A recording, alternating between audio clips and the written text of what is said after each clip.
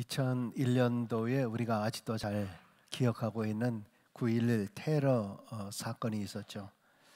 그때 미국에 가장 큰 영향력을 끼치는 목사님들이 그 현장을 방문하고 나서 너무나 참혹한 그 현장 속에서 목사님들이 세상에 어떻게 이런 일이 일어날 수 있나, 어떻게 이럴 수가 있는가. 그때 어느 한 목사님이 크게 소리쳤다고 합니다. 아니야, 그래도 교회가 세상의 희망이야. 교회만이 세상의 희망이다. 그렇게 외쳤다고 합니다. 슬픔과 분노와 절망의 그 현장 속에서 그는 오히려 희망의 빛을 본 것입니다. 그래도 교회만이 세상에 존재하는 비극을 희망으로 바꿀 수 있다라고 하는 믿음을 오히려 슬픔의 현장에서 확인을 했던 것입니다. 오늘 같이 읽었던 이 본문은 우리가 너무나 잘 알고 있는 말씀입니다. 이스라엘은 두 개의 국가로 분단된 후에 남쪽은 유다 왕국, 북쪽은 이스라엘 왕국이 되었는데, 북쪽 이스라엘이 처한 가장 어둡고 힘든 고통의 때에 하나님의 제단만이 희망입니다 라는 것을 선포하고 있는 그런 말씀입니다.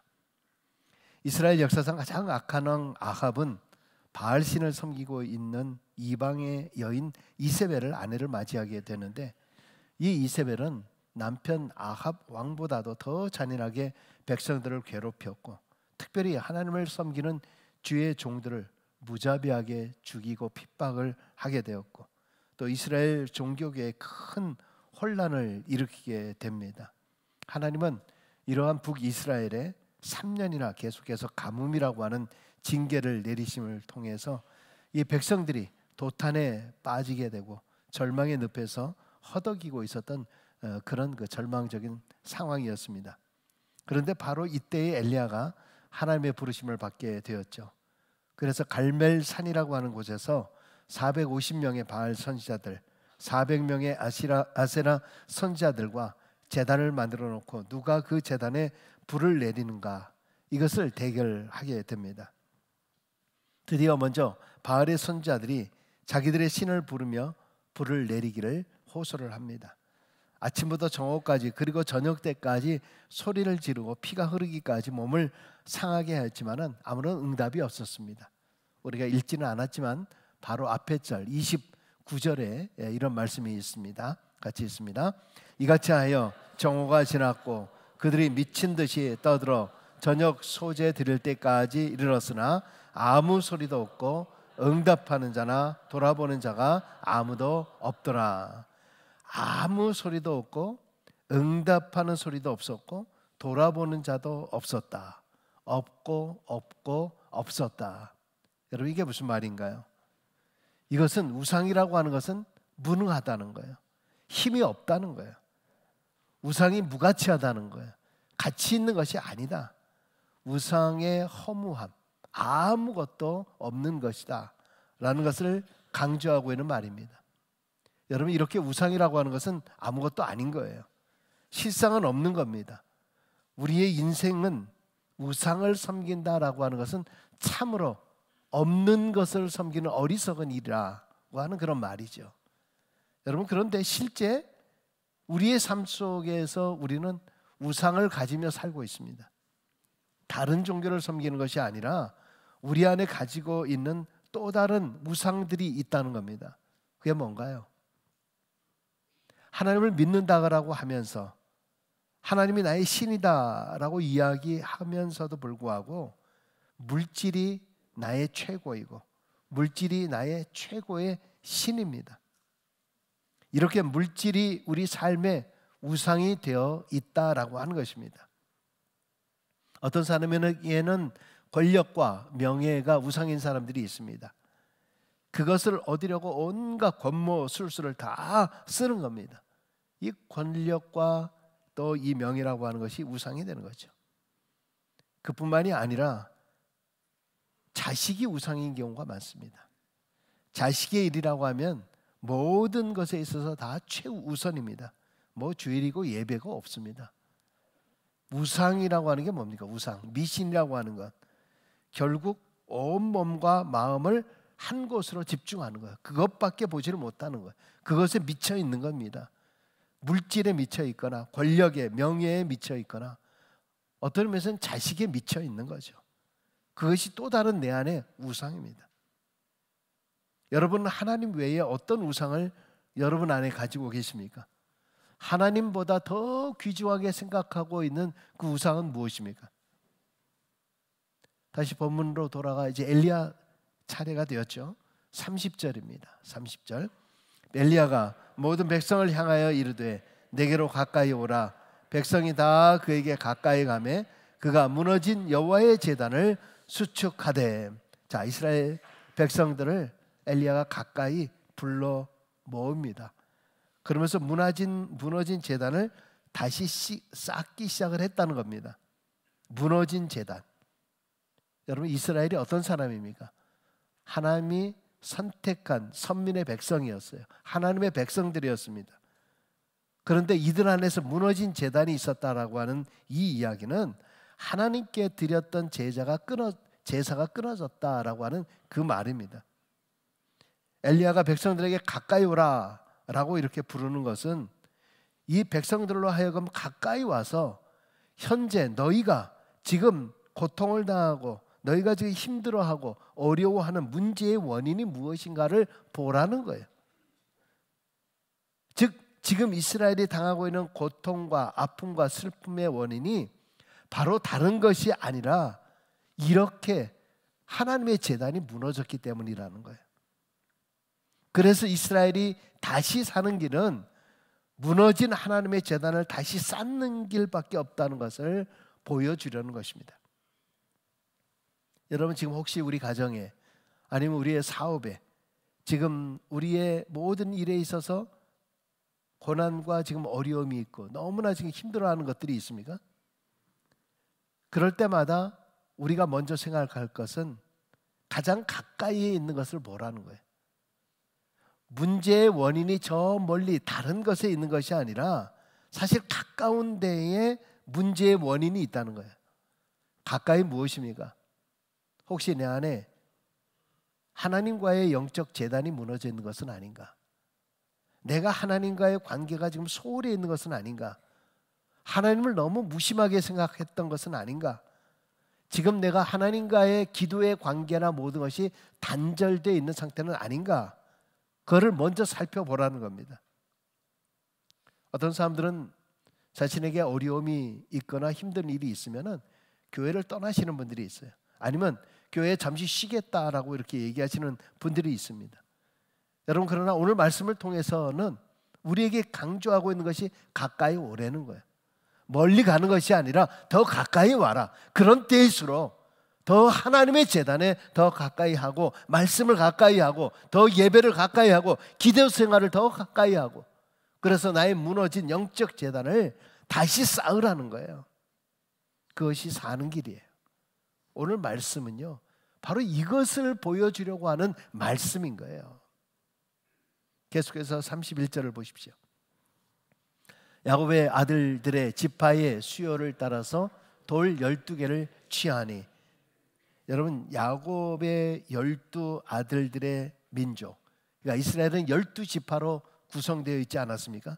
그런데 이스라엘이 둘로 갈라지면서 한 민족이 남과 북으로 이 민족이 갈라져 있게 된 것입니다.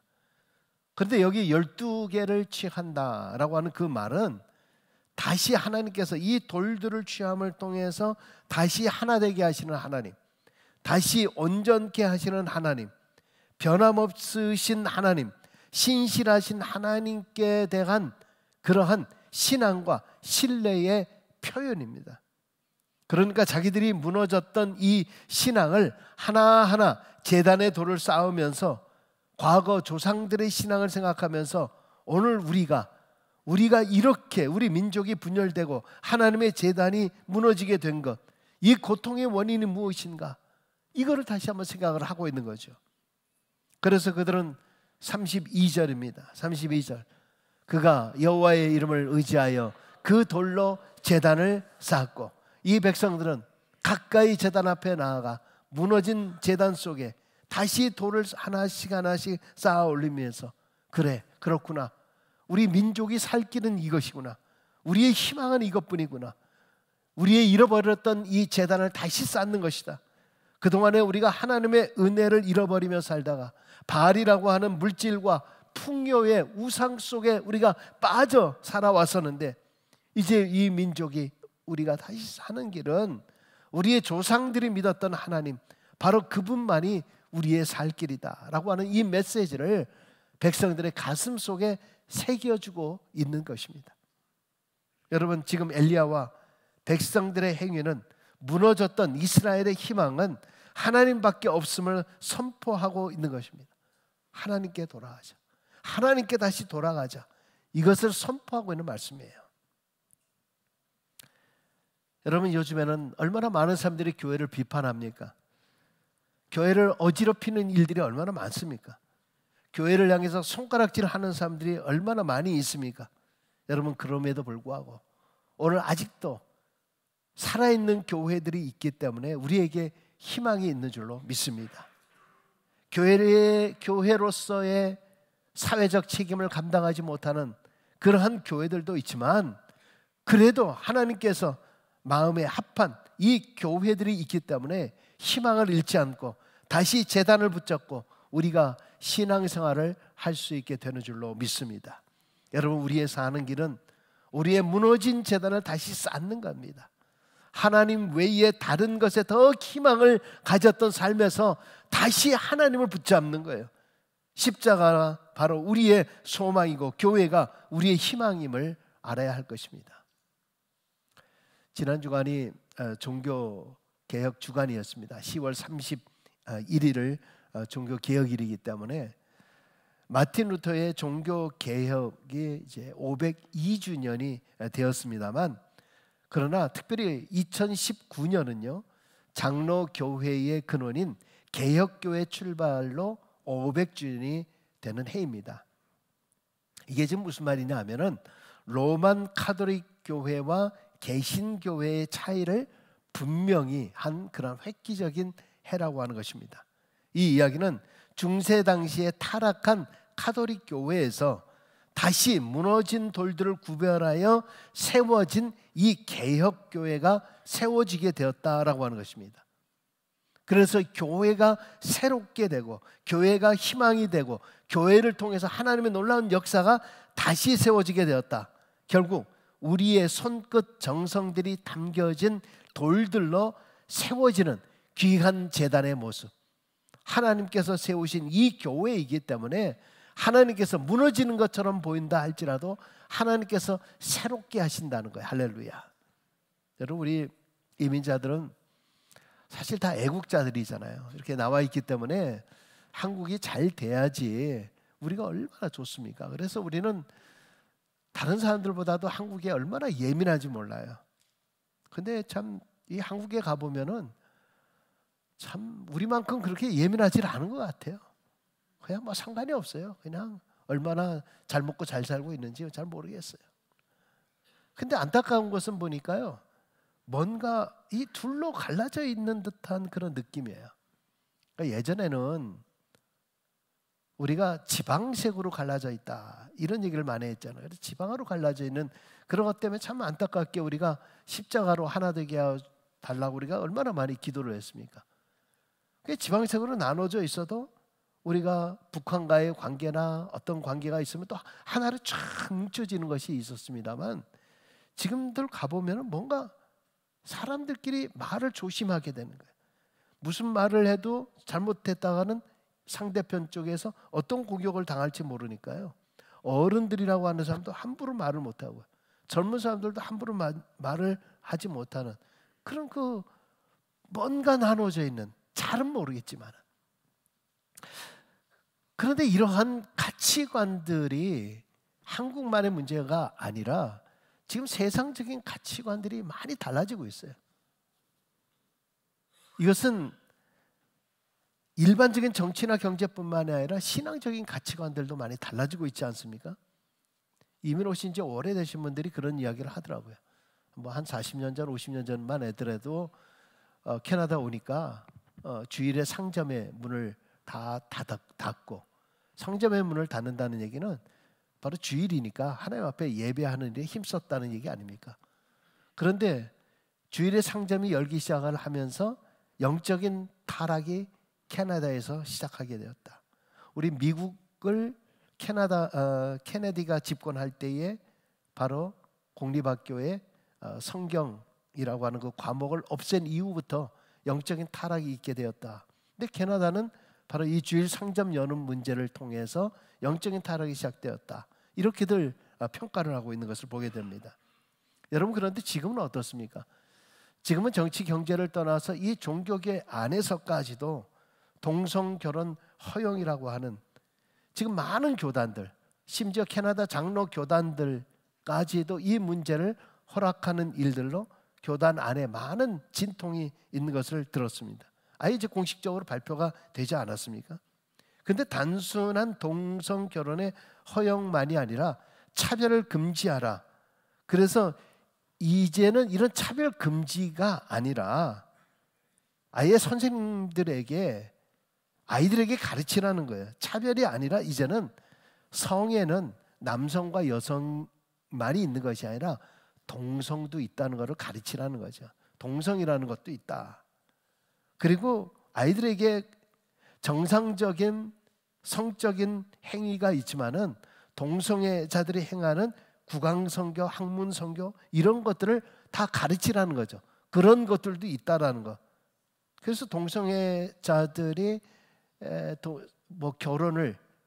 결혼 주례를 요구할 경우 이제 목회자들이 거부할 수도 없게 되고, 또 앞으로 이러한 동성애 문제가 잘못되었다라고 하는 이 설교를 하게 되면 이것도 일종의 차별금지법이 돼서 이것을 하지 못하도록, 그래서 지금 이런 여러 가지 문제들 때문에 복음주의적 순수한 복음주의 개혁 교회들이 지금 뭉치고 이 교회 안에서 선포되는 진리에 대해서는 타치하지 못하도록 지금 저희가 협력하고 있는 그런 것을 보게 됩니다.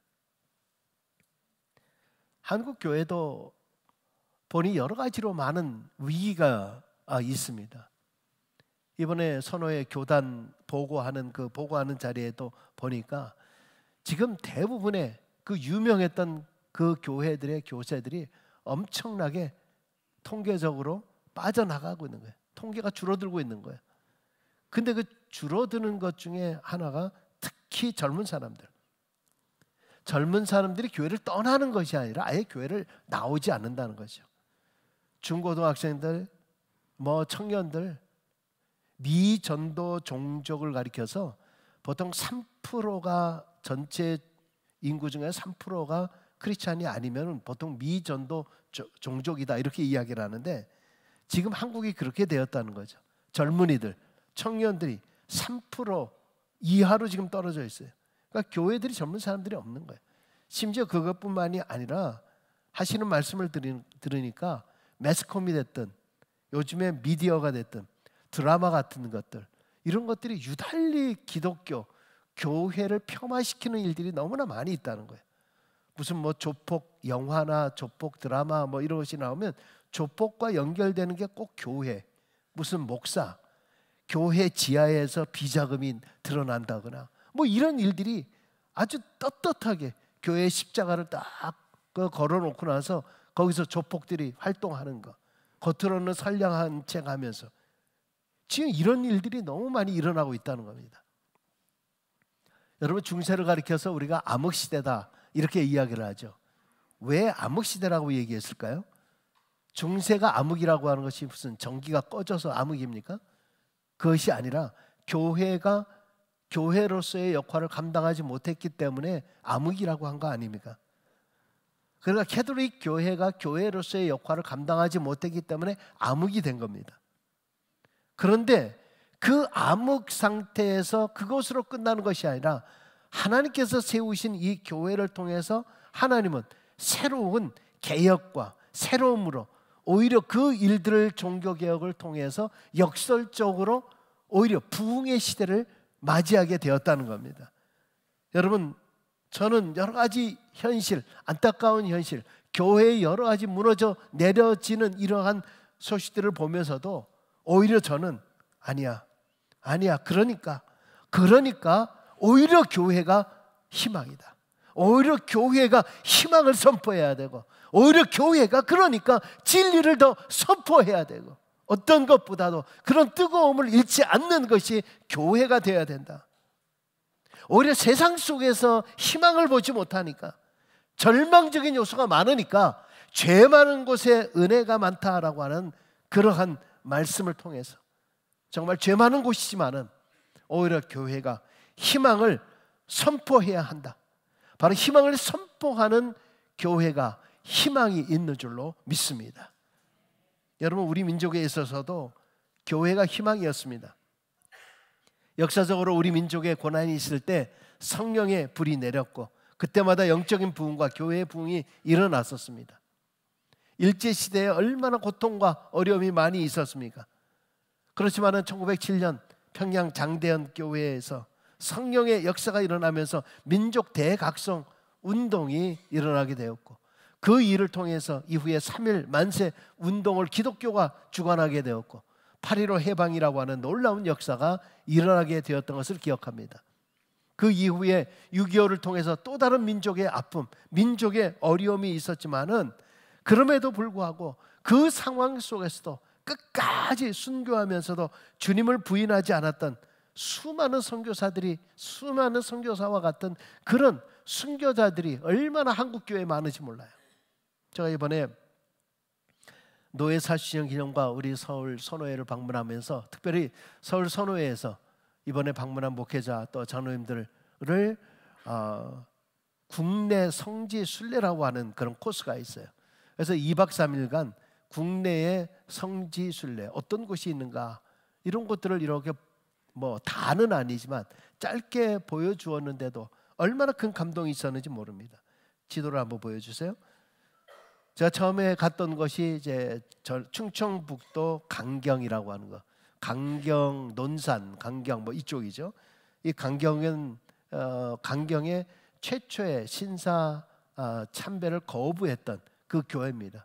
강경 성결교회 있고, 옛날 교회 터가, 교회가 그대로 남아 있습니다. 그것은 지금 유적지로 지금 쓰고 있는데, 바로 그 강경 성결교회에서 출발을 해서 손양원 목사의 여수 애양원, 그리고 소록도 한센병 환자들이 있었던 바로 그 병원, 그리고 6.25 때 신안군의 그 전도자, 순교자 문중경 전도사라고 하는 분이 있습니다. 이분을 통해서 이 전라도 증도와 그 옆쪽에 있는 신안군 쪽에 많은 이 섬들을 복음화를 시켜서 한때는 그쪽 지역의 95%가 다 예수를 믿는 사람이 되었다 그러고, 그 지역에 김준권 목사님, 뭐 이성봉 목사님, 정태기 목사님, 아주 훌륭한 목회자들이 뭐 한 60-70명 이상의 목회자들이 바로 그쪽에서 다 배출되었던, 그것뿐만 아니라 나중에 사진 좀 한번 보여주십시오. 사진, 이게 이제 강경 성결 교회입니다. 그 앞에 이제 다들 그 순교자들을 위한 이런 것들을 지금 만들어 놓은 것을 보게 됩니다.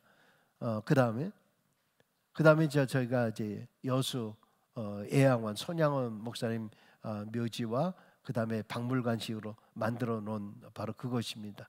그 다음 저희가 이제 소록도로 들어가는 그 소록도 전경의 그 소록도 병원 한센병, 그곳에는 약 한 7-8천 명이 원래 한센병 환자들을 수용을 했었는데, 지금은 한 400-500명 정도, 그리고 다 연세가 한 76세, 평균 연령이 76세 넘으신 분들 있었고, 이제는 나라에서 전부 다 이제 보호를 해주고, 이제는 주사 한 대만 맞으면은 한센병이 이제 없다고 그럽니다. 한국은 없는데, 이 한센병 환자들이 지금 인도에는 1억 명이 있대요. 아직도 1억 명이 있고, 그 다음에 중국에도 한 5-6천만이 있고요.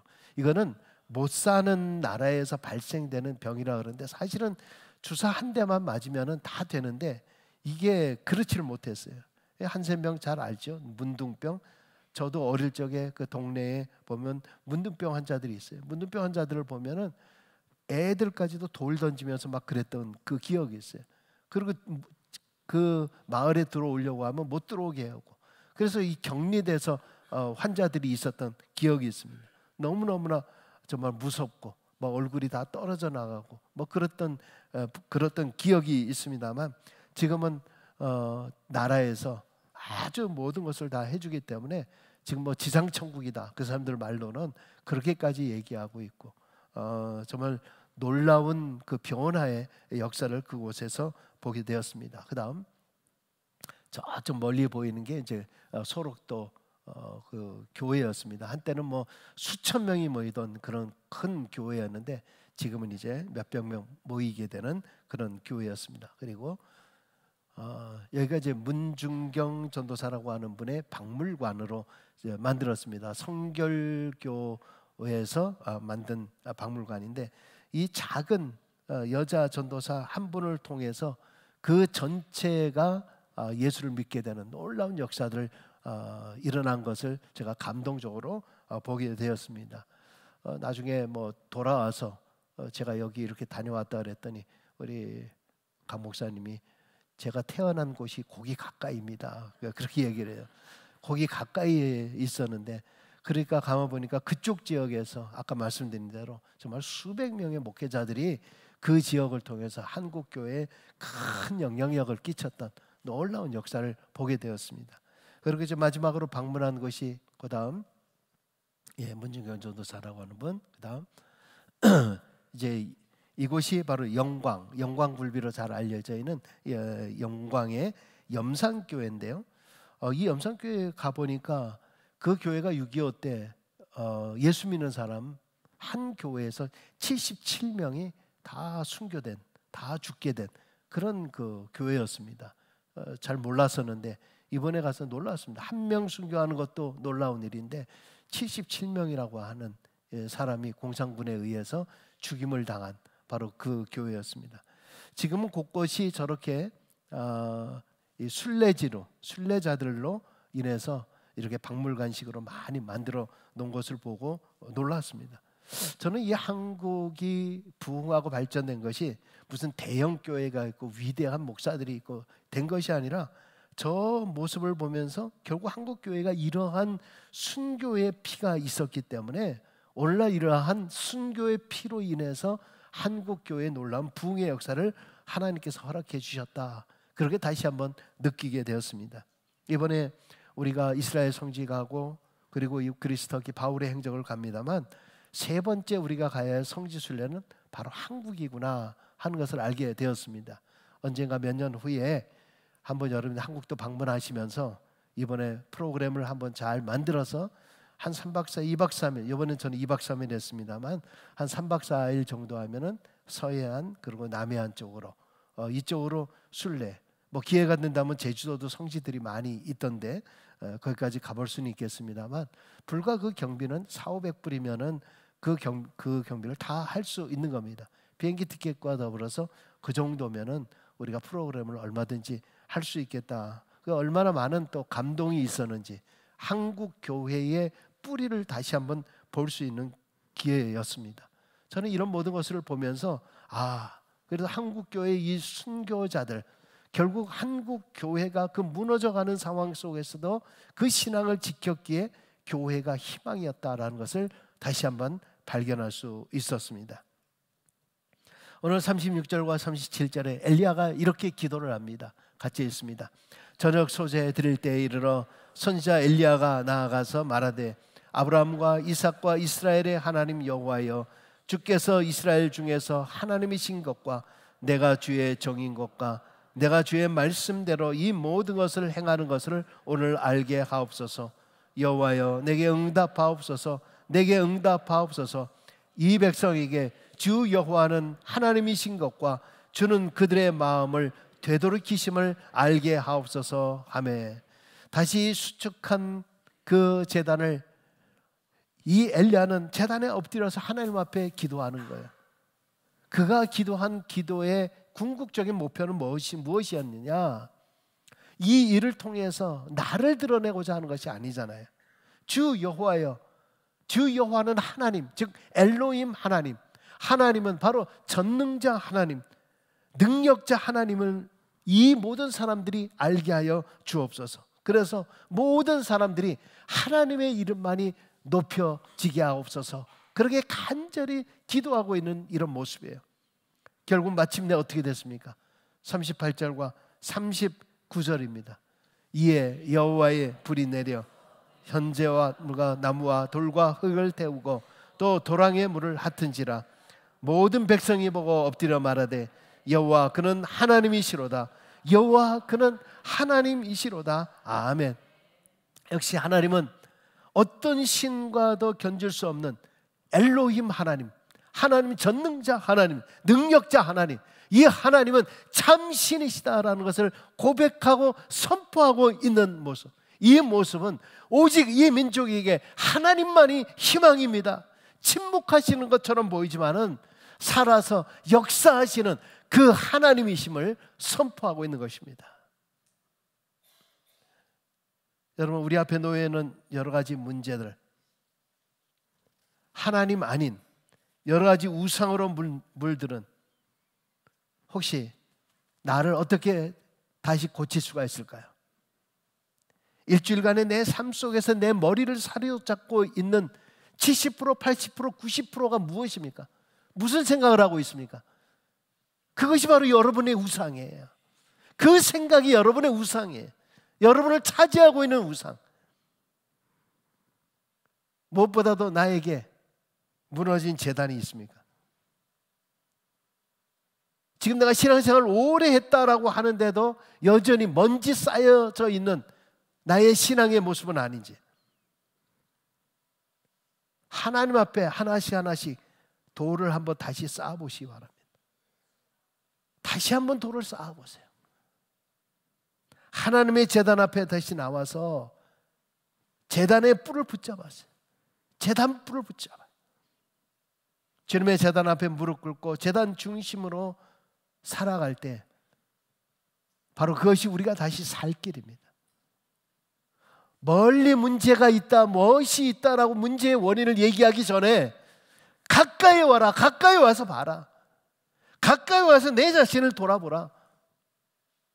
그것을 개혁하라라고 얘기하기 전에 너 안에 있는, 너가 정말 개혁해야 되고 너 안에 무너진 것 다시 한번 보라는. 여러분, 어디에서 희망을 찾습니까? 그래도 교회예요. 그래도 교회입니다.